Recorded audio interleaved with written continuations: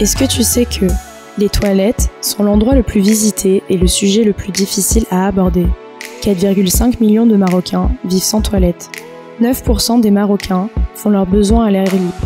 34% de la population rurale ne dispose pas d'installations sanitaires sans risque. Plus de 6000 écoles, surtout en zone rurale, manquent d'équipements sanitaires et hygiéniques de base, ce qui provoque un abandon de l'école par les jeunes filles.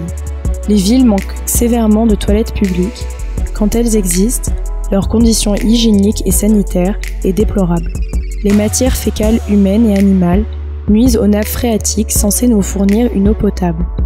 Le péril fécal existe, c'est l'ensemble des infections qui peuvent être transmises lorsque l'eau, les aliments, en particulier les légumes ou les objets, poignées de porte, lunettes de toilette par exemple, sont contaminés par des germes présents dans les déjections humaines. L'entretien et l'hygiène des toilettes publiques, quand elles existent dans les hôpitaux, les écoles, les universités, les cafés, les restaurants, les gares routières et ferroviaires, les aéroports, les centres commerciaux, les clubs de sport et autres lieux sont défaillants et sont source de maladies comme les diarrhées virales et bactériennes, la typhoïde, l'hépatite, le choléra, la poliomyélite, la dysenterie, les maladies parasitaires, les infections urinaires entre autres.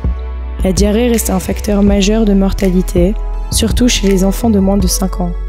L'absence des toilettes publiques et le manque d'hygiène dans les installations sanitaires existantes figurent en tête des points négatifs relevés par les touristes en visite au Maroc.